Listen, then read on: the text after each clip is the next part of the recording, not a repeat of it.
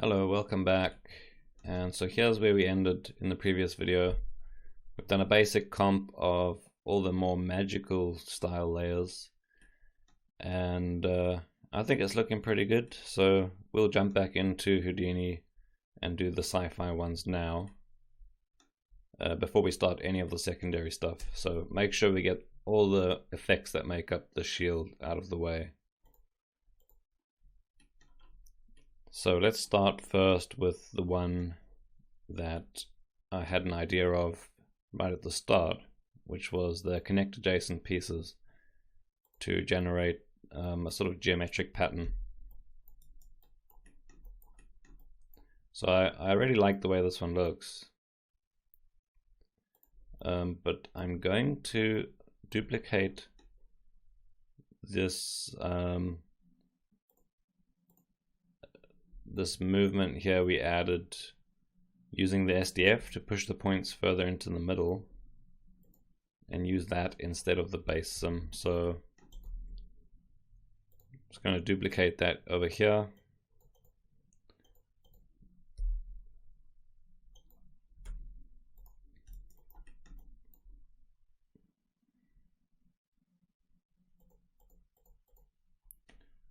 Okay.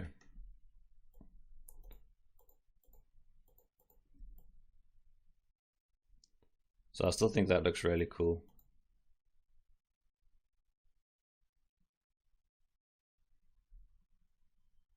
And now we get those sharp extensions that should move basically in towards where the character is. So what I'm going to do before that, I'll keep the collision here, and I'm going to duplicate some of the other things we have. So basically this ramp based on age.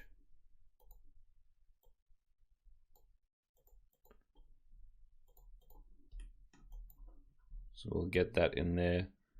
There's a P scale, I'm not sure we need that at the moment. Is there an alpha? Yes. And now I don't see my connect adjacent.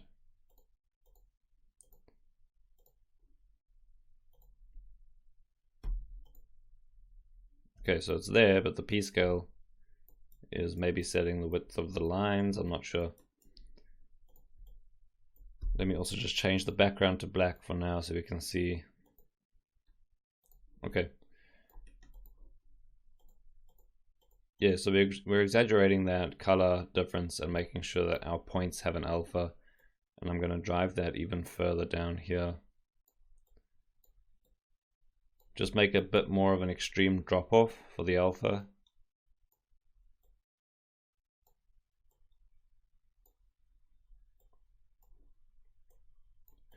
So there's nothing that I'm particularly aiming for here when I'm adjusting this.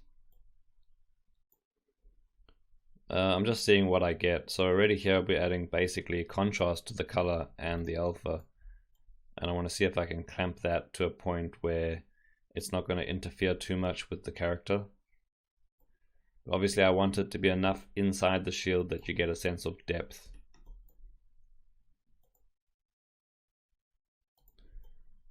So I think that's pretty cool. And then we'll go ahead and add one of our color ramps as well.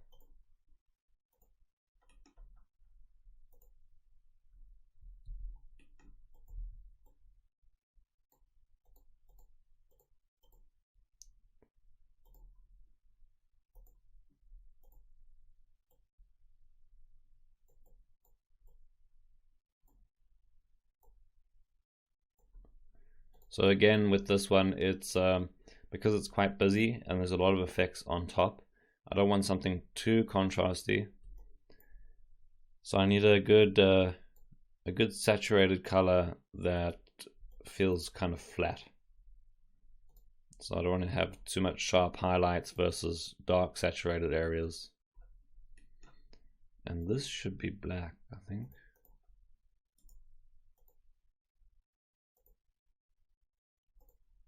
And if my color ramps are bugging out again.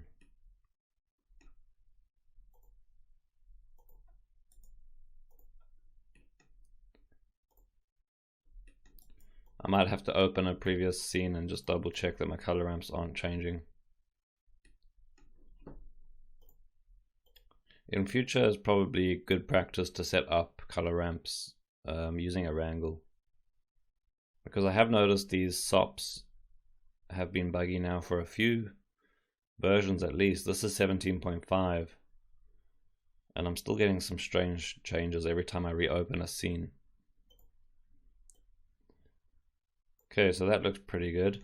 Now what I'm thinking of doing is actually just scattering points on here instead of rendering the lines, because we could get a unified P scale and it should match the rest of the effect. So let's see how it goes. There's no harm in trying. So something I'm not sure about here is, I guess at this point I need to re-add the P scale.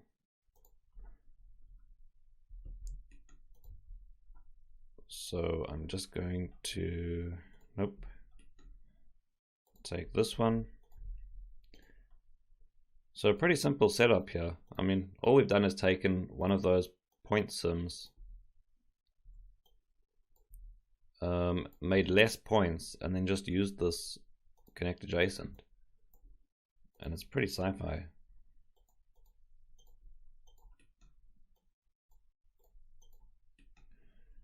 Right, so that works for one of them.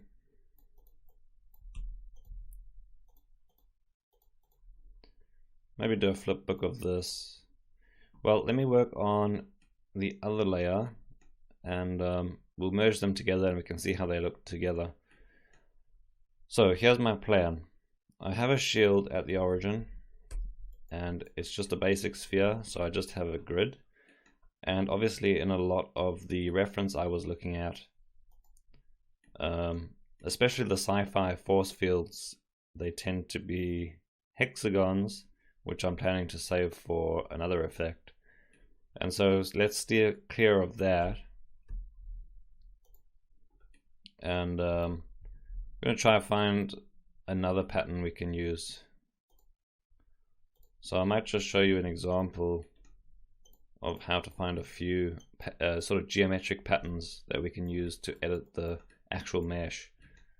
So in a usual case, you could simply put down a remesh.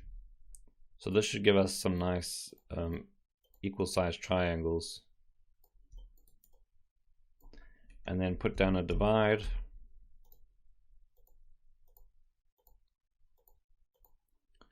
And if we switch on compute dual, we get hexagons. So it's not perfect. And getting a perfect hexagonal mesh is actually quite complicated.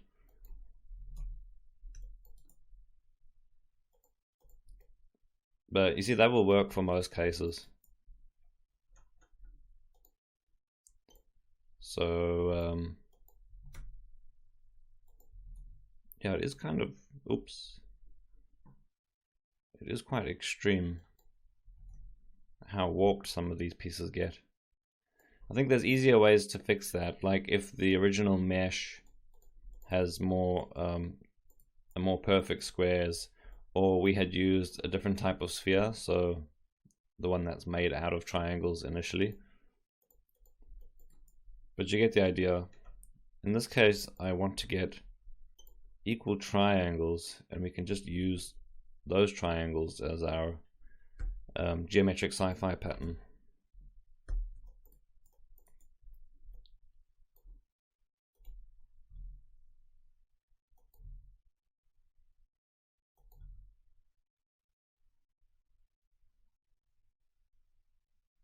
Yeah, so we can increase the iterations here to get a bit of a less warped result.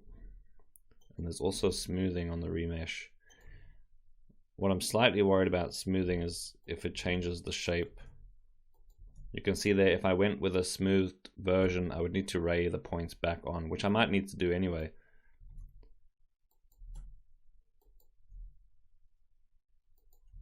So I'm just going to go for a bunch of iterations for now. Maybe 0.15. little bit smaller. Let's see how this looks.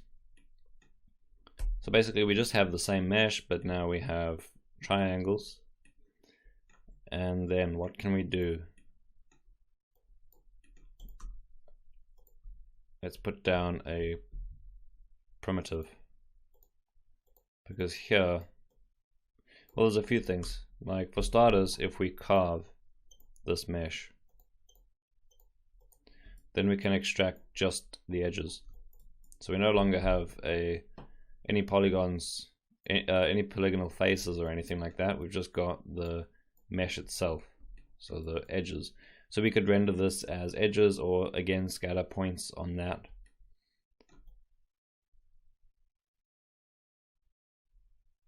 But I feel like we definitely need to play around with these primitives first. So I'll do some transformations on this.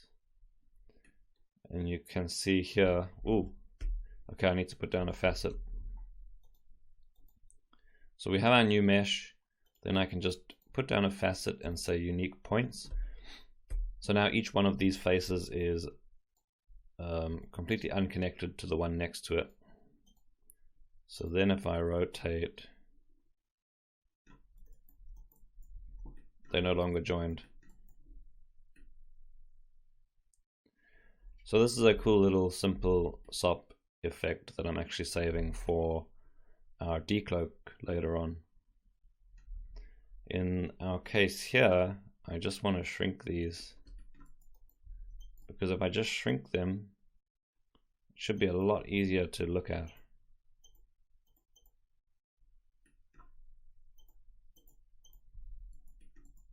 So let me adjust the width of my wireframe here.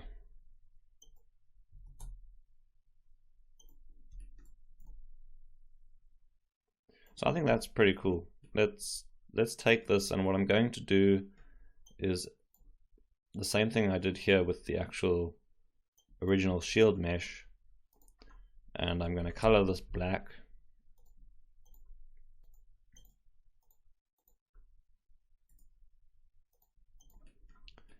And we'll take our same sim, and I'm just going to attribute transfer.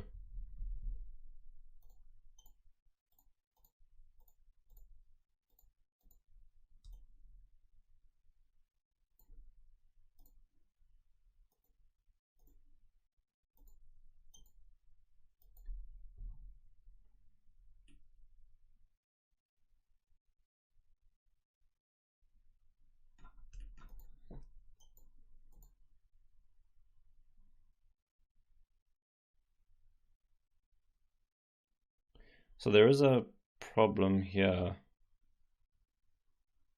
where I guess what the remesh is doing is updating every frame. So I'm going to freeze that. So why is that? It's not moving.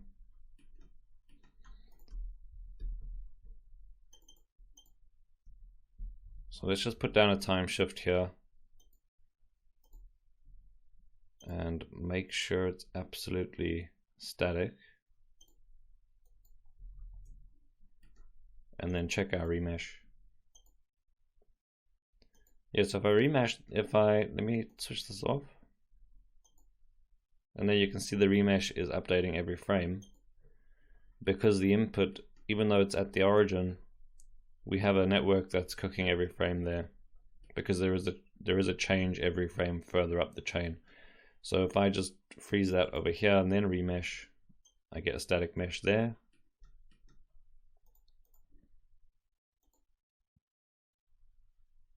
And there we go. So, and once again, this could be triangles, or I could end up taking a divide here.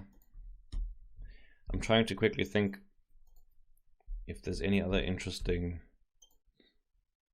ways to add different geometric patterns, but I mean, between triangles and hexagons, I guess, well, let's see. So the one option is hexagons. And you see that iteration number here has like vastly improved our hexagon stretching.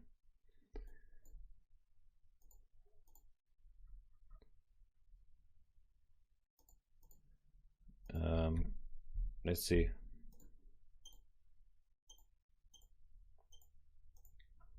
So that's it. That's another option, which is hexagons, but they each made up of small triangles, and that's if you just subdivide this.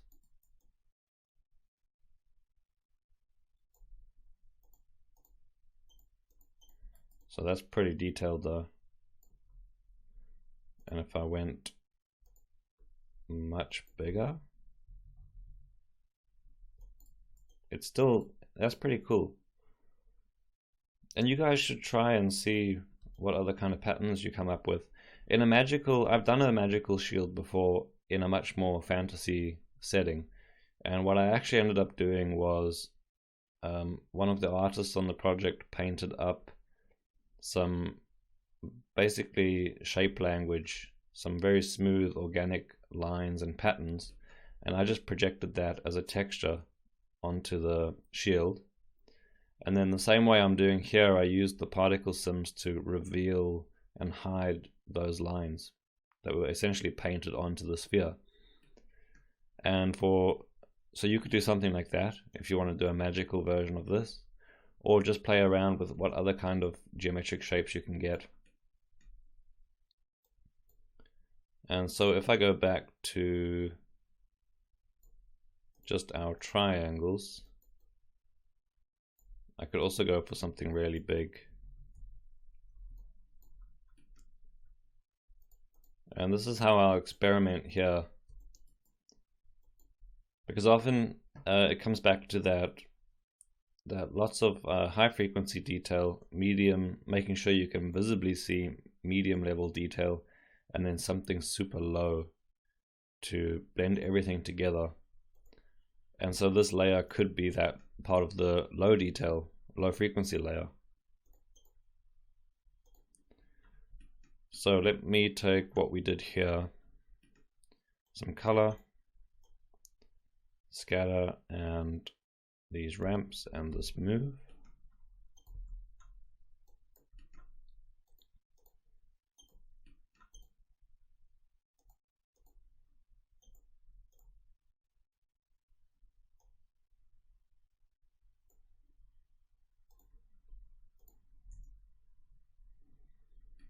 And let's merge them together and maybe merge in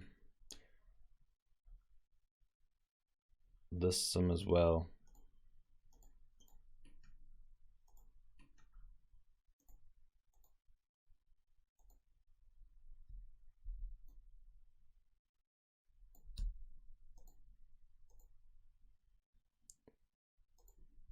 Well, I can't really see anything.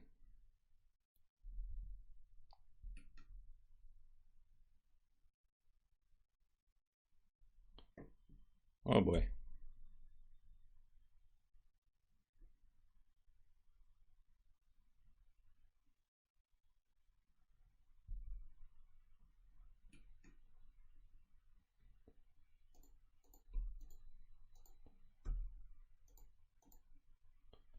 Okay, I guess I need to check my p-scale before I try and visualize disks before this crashes. So where am I setting?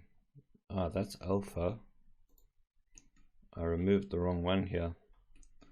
So I just want this.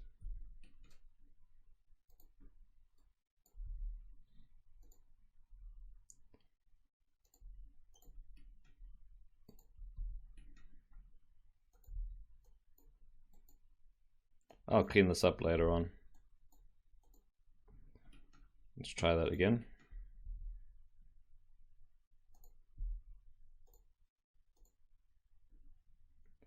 There we go. So I think I might need to tweak some of these. I feel like this color wasn't so yellow before. But here I can rebalance, so maybe adjust some of these color ramps to make sure the patterns underneath are visible. And we still want a combination of bright areas and dark areas. And then the same thing for this one.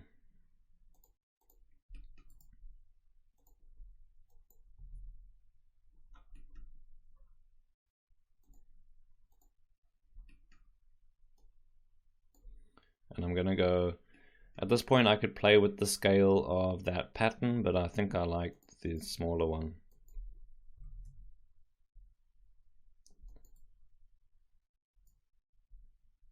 Okay, instead of scattering, I'm going to resample.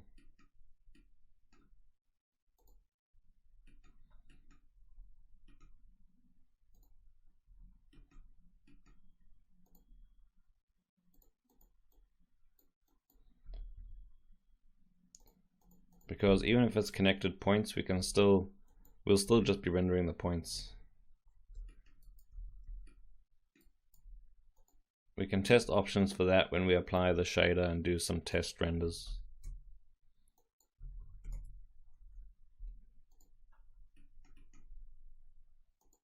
And I think this might be slightly too small.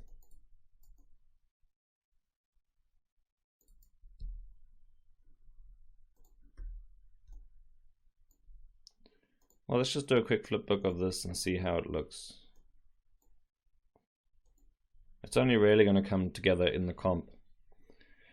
But overall, I'm pretty happy with these two layers because between the two of them, as long as we can blend them nicely in the comp, they should just add that extra level of sci-fi detail that we're looking for. And then in the next video, we'll set up the shaders and make sure those render out properly, and then move on to our more natural elements, the secondary stuff.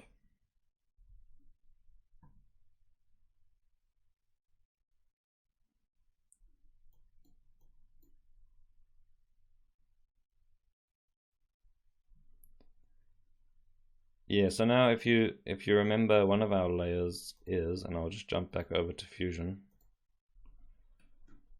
we have these sort of soft noises that run through the shield. So this geometric pattern we've made on the surface now will just be an extra detail inside of that noise, essentially. And then hopefully the internal connect adjacent pieces will be visible once we're looking at the final effect as more of an internal effect inside. So super hard to tell here in a flipbook, and it again is a good reminder just to render stuff out instead of trying to adjust too much when you can only see it in OpenGL. You often just need to render things out and see if they work in the comp. But I actually already like this. I mean, those triangles add quite a lot. We can't really see the internal structure of the connect adjacent. I can see it every now and again, but I think that's just a case of balancing this up in comp. We'll make the triangles pretty subtle, but just visible enough, and then make sure we can really see something internally in the sphere. So that's pretty cool. I mean, that was pretty quick to set up two pretty important extra layers, I think, in this effect. So happy with that, and I'll see you guys in the next video.